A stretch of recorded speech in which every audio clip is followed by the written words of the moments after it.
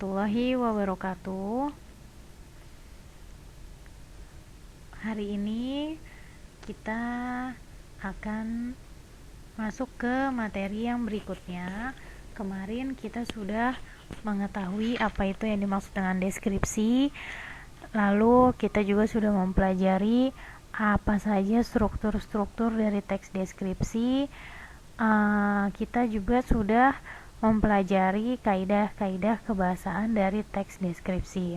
Nah, pada hari ini yang kita akan bahas nanti yaitu materinya menyajikan data, gagasan, dan kesan dalam bentuk teks deskripsi.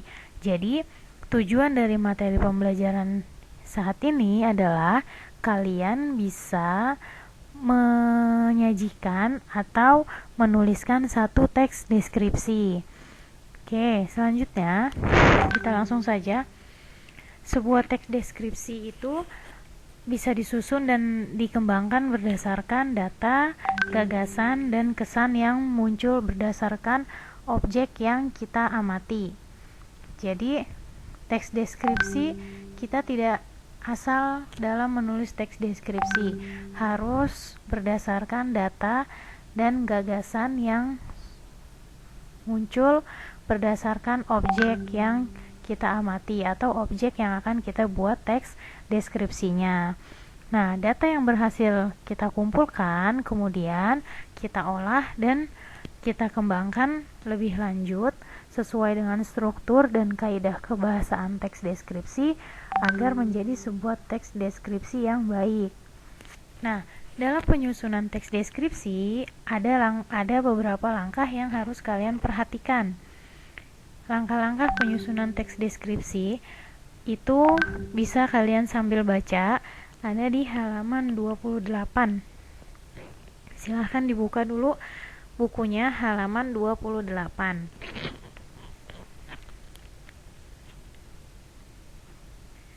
Nah, langkah yang pertama yaitu kalian harus menentukan atau memilih objek terlebih dahulu. Objek merupakan sumber data sekaligus sasaran dalam penyusunan teks deskripsi. Banyak objek di lingkungan sekitar yang bisa kita jadikan objek penulisan teks deskripsi. Jadi, yang paling pertama ketika kalian ingin menulis suatu teks deskripsi yaitu kalian harus menentukan atau memilih objeknya terlebih dahulu. Apa yang ingin kalian deskripsikan? Contohnya rumah atau objek wisata seperti Candi Borobudur atau Pantai Anyer, Pantai Cerita. Pokoknya objek wisata bisa dijadikan objek penulisan teks deskripsi. Ataupun hewan, contoh hewannya kucing, jerapah yang memiliki keunikan masing-masing, bisa kalian gunakan sebagai objek penulisan teks deskripsi. Selanjutnya bisa juga orang, seperti yang kemarin sudah Ibu jelaskan ya di pertemuan kemarin. Orang juga bisa kita jadikan objek untuk penulisan teks deskripsi. Ya, jadi banyak sekali objek-objek yang bisa kita pilih yang ada di lingkungan sekitar kita. Misalnya sekolah juga bisa, atau kantin sekolah bisa, perpustakaan bisa kita jadikan objek. Itu langkah yang pertama, menentukan atau memilih objek. Langkah yang kedua yaitu menetapkan tujuan teks deskripsi. Jadi kalian harus setelah memilih objek, kalian tentukan tujuan dari penulisan teks deskripsi tersebut. Misalnya kalian objeknya itu rumah. Nah, tujuannya dari teks deskripsi yaitu memberikan gambaran rumah sejelas-jelasnya kepada pembaca. Itu tujuannya. Nah, dengan tujuan yang jelas, penulis memperoleh gambaran objek yang akan ditulis dan membangkitkan semangat tersendiri dalam menyajikan data, gagasan, dan kesan melalui rangkaian kata-kata yang menarik dan mengesankan. Jadi, pertama tadi kalian menentukan atau memilih tema Yang kedua, kalian harus menetapkan tujuan deskripsinya. Misalnya kalian ingin tujuannya memberikan gambaran tentang apa, seperti itu, tentang Candi Borobudur, tentang pantai Carita, atau ingin memberikan gambaran tentang hewan kucing, jerapah, dan lain sebagainya. Selanjutnya, langkah yang ketiga yaitu mengumpulkan data. Data apa yang harus kalian kumpulkan? Yaitu catatlah semua peristiwa atau data tentang suasana, aroma, suara, atau hal-hal yang lain yang bisa kalian jadikan data ketika kalian menulis teks deskripsi. Jadi semakin banyak data yang kalian kumpulkan, itu akan lebih memudahkan kalian untuk membuat satu teks deskripsi. Contoh misalnya, kalian ingin mendeskripsikan tentang Candi Borobudur. Nah, sebelum kalian mendeskripsikan Candi Borobudur, kalian harus punya datanya dulu tuh. Candi Borobudur dibuatnya sejak kapan ya? Terus oleh siapa mungkin ada, terus sejarah Candi Borobudur seperti apa. Lalu setelah itu kalian deskripsikan tentang Candi Borobudurnya. Terdapat beberapa candi, terus terdapat beberapa anak tangga, terus terdapat patung yang di dalam Candi Borobudurnya itu ada berapa, seperti itu. Itu harus kalian deskripsikan dengan baik. Itu datanya harus kalian temukan terlebih dahulu ya. Oke, itu langkah yang ketiga, mengumpulkan data. Yang keempat, membuat kerangka tulisan. Sebelum menulis teks deskripsi, kalian perlu menetapkan kerangka tulisan sebagai pedoman dalam menggambarkan objek yang akan ditulis. Jadi, ketika kalian ingin menulis teks deskripsi, sebelum menulis menjadi sebuah teks ya, teks deskripsi yang sudah tersusun dengan strukturnya, itu kalian perlu menetapkan kerangkanya terlebih dahulu.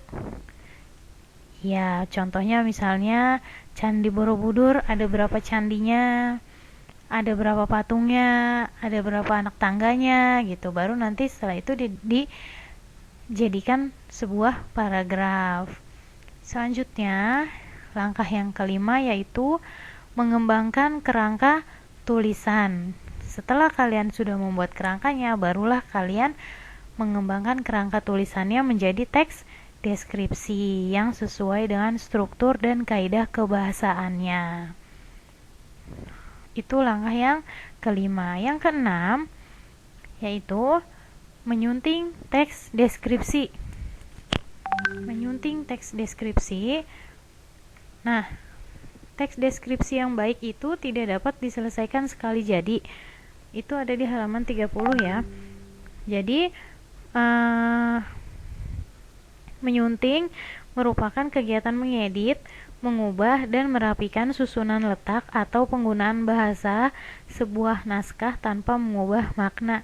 Jadi menyunting itu adalah mengedit atau mengubah. Misalnya ada kata-kata yang tidak baik, nah baru diubah tetapi tanpa menghilangkan maknanya atau tanpa mengubah maknanya. Itu yang dimaksud menyunting. Nah, apa saja yang perlu kita sunting di dalam teks deskripsi ini, yaitu ada dua. Yang pertama strukturnya, yang kemarin sudah kita bahas, ada deskripsi umum dan deskripsi bagian. Lalu ada juga kaidah kebahasaannya. Kaidah kebahasaannya harus baik ya kan.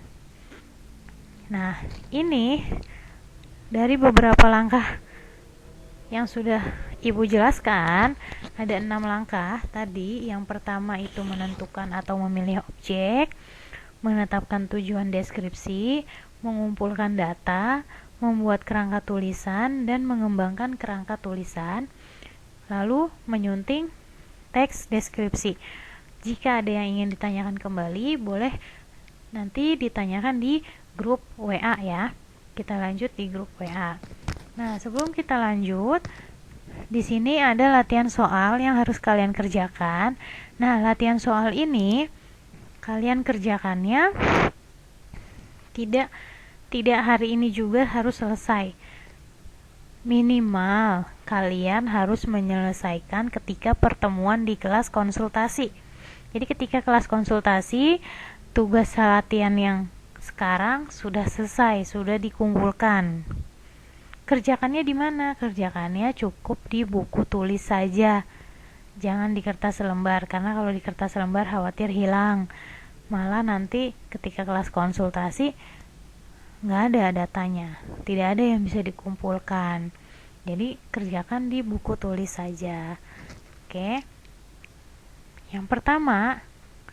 Soal yang pertama, amatilah gambar berikut. Ini ada sebuah gambar ya. Nah, ada beberapa pertanyaan yang harus kalian jawab. Apa yang terjadi pada gambar tersebut? Siapa yang terlibat dalam gambar? Di mana kejadian dalam gambar? Apa yang dilakukan mereka di dalam gambar? Itu soal yang nomor 1 ya. Soal nomor 1 ada 4 pertanyaan yang harus kalian jawab. Soal yang nomor 2, deskripsikanlah gambar di bawah ini. Gambar apa ini? Gambar kucing. Ya, kalian deskripsikanlah gambar di bawah ini, gambar si kucing ini. Deskripsikan dengan sejelas-jelasnya. Misalnya, deskripsi umumnya, kalian ingin menjelaskan kucing termasuk ke dalam hewan apa, atau kucing, tentang kucing dulu deh kalian sebutkan tuh di deskripsi umum.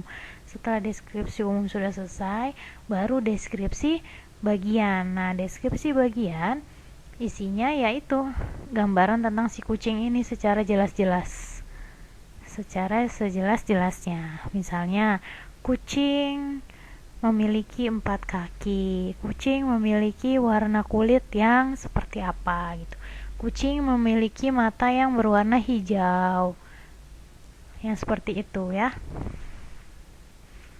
Ada berapa jenis kucing, boleh kalian cantumkan.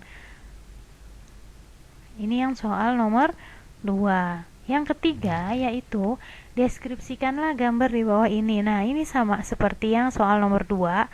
Kalau tadi objeknya kucing, kalau yang soal nomor 3 ini objeknya Candi Borobudur. Candi Borobudur ya. Deskripsi umumnya boleh kalian isi tentang sejarah-sejarah Candi Borobudur, tentang asal mula Candi Borobudur, atau tahun berapa Candi Borobudur dibangun, boleh kalian masukkan di deskripsi umum.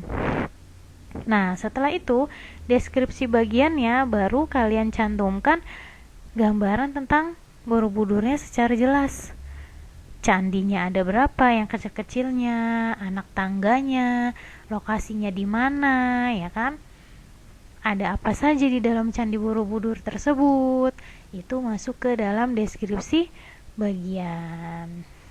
Oke, mungkin ini yang bisa ibu sampaikan, hanya ini yang bisa sampaikan, dan kemungkinan ini adalah materi terakhir di dalam bab teks deskripsi. Jadi setelah selesai kita ulangan harian 1, materinya teks deskripsi, tapi nanti akan ibu infokan kembali ulangan hariannya di grup WA. Oke, jadi kapan ini dikumpulkan tugasnya? Ketika kelas konsultasi, ketika pelajaran bahasa Indonesia di kelas konsultasi. Jadi kalian tidak perlu mengirimkan hasil kerja kalian yang sudah kalian foto ke WA Miss. Ya, cukup kalian simpan, dikumpulkan ketika bahasa Indonesia di kelas konsultasi. Oke, untuk lebih lanjutnya lagi nanti silahkan bertanya di grup WA. Oke, terima kasih atas perhatiannya. Kurang dan lebihnya ibu mohon maaf. Wabillahi taufik wal hidayah. Wassalamualaikum warahmatullahi wabarakatuh.